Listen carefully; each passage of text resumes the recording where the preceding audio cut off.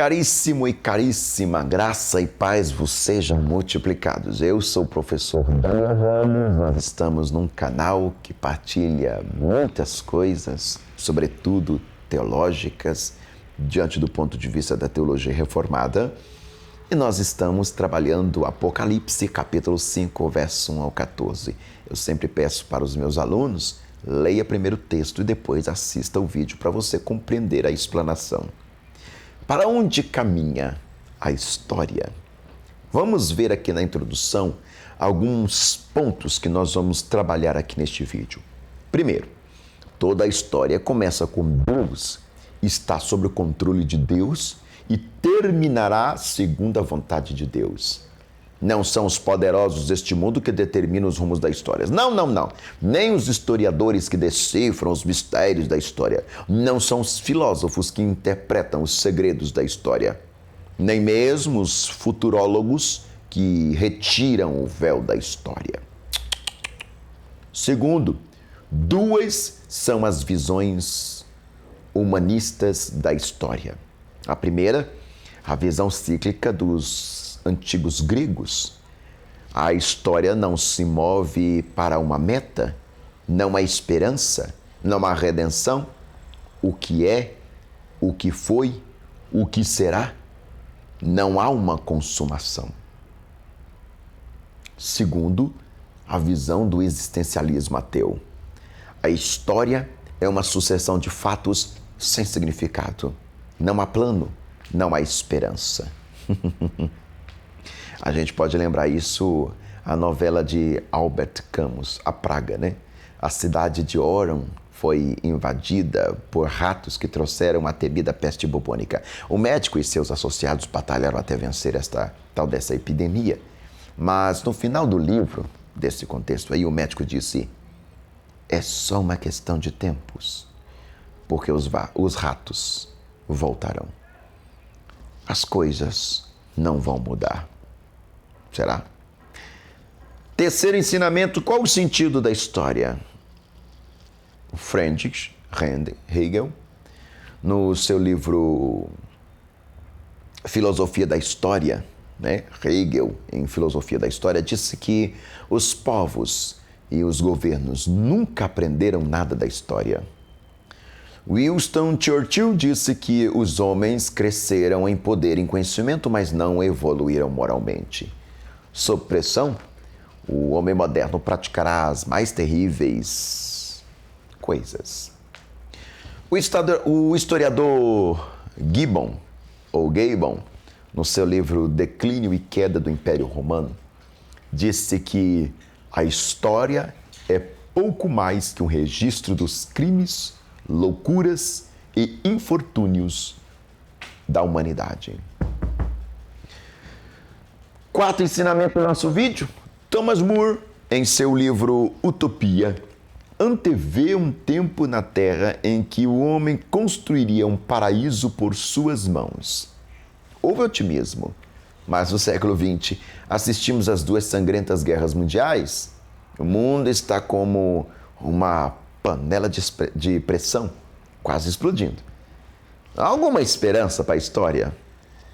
Bom, é isso que nós vamos trabalhar aqui nesse vídeo. Parece um vídeo um tanto desesperançoso, mas é melhor você apertar o cinto, porque a coisa é mais bonita do que se parece. Primeiro tópico do ensinamento do vídeo de hoje: o Deus que está no trono para o universo tem um propósito para a sua história, ou para toda a história. Versos 1. A história tem sentido, caríssimas e caríssimos. Sua vida tem sentido. Você não caminha para um acaso, para um fim trágico. As forças do mal não prevalecerão. Deus está no trono. Deus reina. Deus faz todas as coisas conforme o conselho da sua vontade. Deus tem em sua mão direita um livro. Deus tem um plano para cada criatura. Deus escreveu o livro da história antes dela acontecer. Ele conhece, controla, dirige todas as coisas para uma consumação final. O livro tem sequência e consequência. É isso que quer dizer. Toda a história da humanidade está nas suas mãos.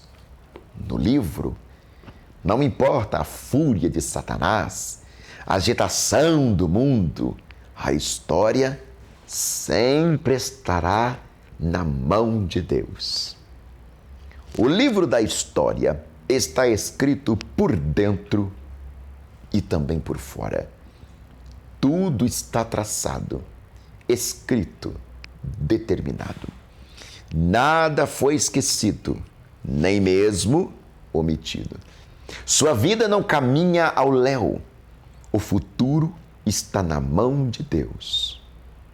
Segundo o ensinamento do nosso vídeo hoje, o digno procurado. Ninguém tem a capacidade de desvendar nem de conduzir a história à sua consumação. Versos 2, 3. O livro está selado com 7 selos. É o que nós vamos ver no versículo 1. 7 quer dizer completo, totalmente selado. A história sem Deus é um livro lacrado. Só Deus pode dar sentido à história e à vida. Ninguém foi achado digno de abrir o livro. É o que vai gritar lá no versículo 3. Nem no céu, Miguel, Gabriel, serafins, querubins, anjos, os remidos, Abraão, Moisés, Elias, Paulo, Pedro, Maria. Não! Nem na terra, nenhum homem, por mais poderoso e influente, pode decifrar o sentido da história. E nem mesmo debaixo da terra, imagina. Nem o diabo, nem os demônios, nem os espíritos atormentados podem revelar a você o sentido da história e da vida. Não há ideologia, não há partido político, não há sistema econômico que possa realizar os sonhos e as esperanças do coração humano. Sozinha, a humildade não vai para lugar nenhum. Sozinha, seu destino é o caos. Há uma impossibilidade radical de que o homem seja o senhor do seu próprio destino. Que tolice! O homem ser senhor do seu destino. A impotência humana para desvendar o futuro é o que tem na prerrogativa do versículo 4. A grande questão, quem é digno? A grande constatação, ninguém podia abrir o livro. A grande decepção, eu chorava muito. A crise de João é a crise da impotência de todos nós. Olhamos ao nosso redor e vemos o mundo em pé de guerra, o mal triunfando, a violência crescendo, o terrorismo ameaçando, as guerras tornando-se cada vez mais escarniçadas, as famílias cada vez mais barbarizadas, os jovens cada vez mais se drogando, e a nossa reação é também de chorar. Por que João chorou? Eu gosto de trabalhar a Bíblia sobre a prerrogativa das perguntas, porque as perguntas nos movem. João chorou primeiro porque isso parecia frustrar a promessa de Apocalipse 4:1. Segundo, porque a história estaria à deriva, como um barco sem leme. Será? O terceiro tópico aqui do nosso vídeo traz o seguinte ensinamento: o digno encontrado. A solução para a história vem dos céus. Versículo 5.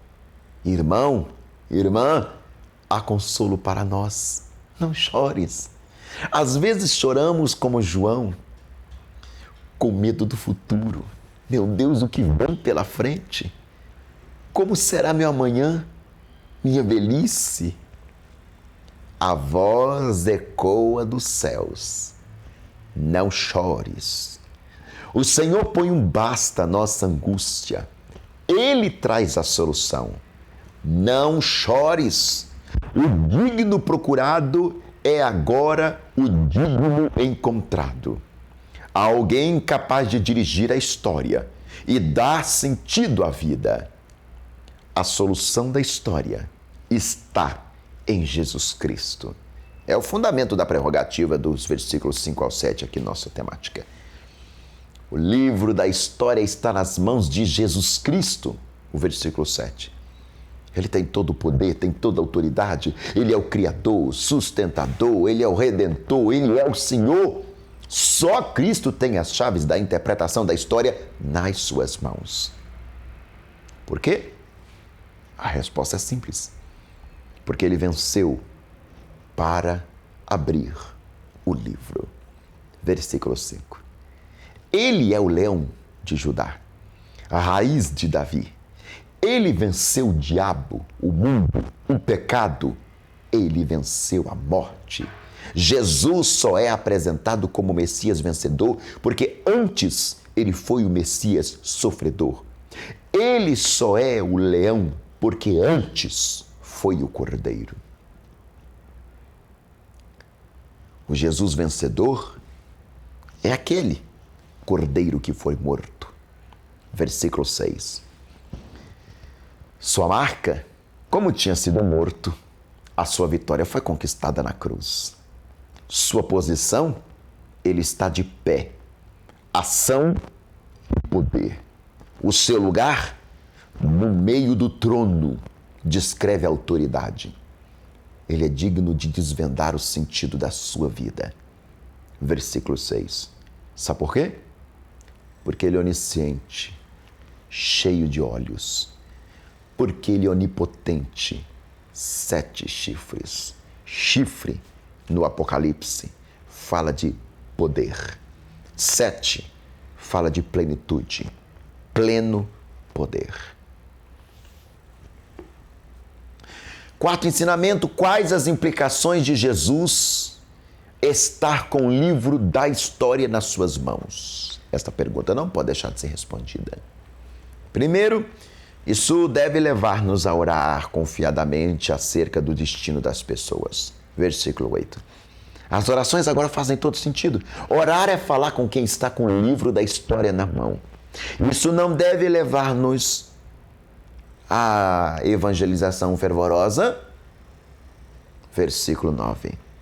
O versículo 9 diz que Cristo morreu para comprar com o sangue pessoas que procedem. Quem são as pessoas que ele quis comprar com seu sangue? Quem? Vamos responder. Todo grupo étnico, tribo. Todo grupo linguístico, língua. Todo grupo político, povo. Todo grupo social, nação. Isso deve levar-nos a tomar posse da nossa alta posição espiritual. Versículo 10. Por quê? Fomos constituídos reinos. Fomos constituídos reino. Já reinamos com Cristo espiritualmente, pois estamos assentados com Ele nos lugares celestiais e reinamos com Ele plenamente na sua segunda vinda. Segundo, fomos constituídos sacerdotes. Agora temos livre acesso à presença do Pai por intermédio de Jesus Cristo. Isso deve levar-nos a dedicar tudo o que somos e temos ao Cordeiro, conforme os versículos 11 e 12. Por quê? Primeiro, a Ele seja o poder. O que é isso? É entregar a Ele tudo que está em nossas mãos, todo o poder e ingerência que temos. Segundo, a Ele seja a riqueza, os nossos bens, a riqueza dos empresários cristãos, a riqueza dos homens de negócio, a riqueza dos empregados. Terceiro, a Ele seja a sabedoria, a nossa inteligência, cultura, talentos, diplomas, habilidade profissional. Quarto, a Ele seja a força da juventude, até os últimos alentos da velhice ao Cordeiro.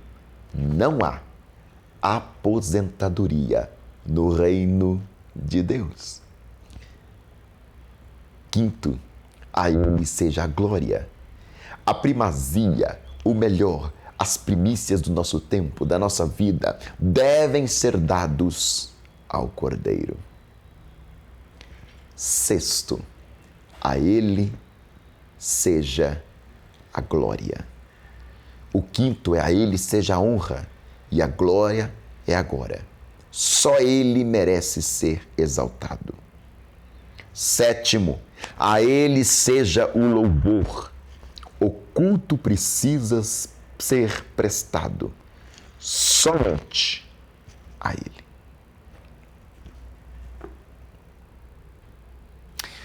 Quinto ensinamento do nosso vídeo: o digno procurado e encontrado agora é adorado. Versos 8 ao 14.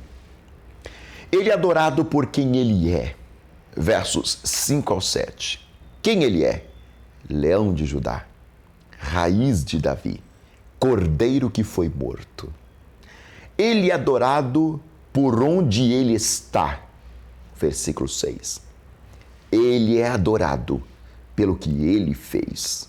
Versos 8 ao 10. E o que Ele fez? Foi morto. E com o teu sangue compraste para Deus. E para o nosso Deus os constituíste reinos e sacerdotes.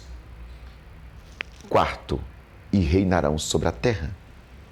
Quinto, que tipo de cântico é esse que lhe é entoado? É a pergunta que não quer calar. Cântico da adoração. Tu és digno. Cântico da pregação, porque foste morto. Em Gênesis 22, o cordeiro substitui Isaque, Cristo oferecido para o indivíduo. Em Êxodo 12, na Páscoa, o cordeiro é oferecido para uma família. Em Isaías 53, 8, diz que o cordeiro foi morto por uma nação. Mas em João, capítulo 1, verso 29, diz que o cordeiro morreu para salvar os que procedem de todo o mundo. Cântico missionário. Olha que lindo. Compraste para Deus os que procedem de toda tribo, língua, povo e nação. Quarto, cântico devocional. Os constituísse reino e sacerdote. Quinto, cântico profético, e reinarão sobre a terra. É demais, irmãos. Tem gente que fica assustado com o Apocalipse. Eu amo o Apocalipse. Caríssimo e caríssima, Ele é adorado por aquilo que Ele tem. Versos 11 ao 14. Os cânticos desses dois últimos capítulos são dois grandes oratórios. O oratório da criação, que está no capítulo 4, o oratório da redenção, que está no capítulo 5. O oratório é um gênero musical dramático com solos e coros, acompanhados de orquestra. Aqui, as vozes da igreja glorificada, dos serafins, dos anjos e da natureza se unem para um louvor celestial. O culto ao Criador começa com um quarteto, cantando o hino seráfico. Santo, Santo, Santo é o Senhor Deus, o Todo-Poderoso, aquele que era, que é e que há de vir. A isto segue-se o coro constituído de 24 anciãos, a igreja que prossegue em louvor ao Criador.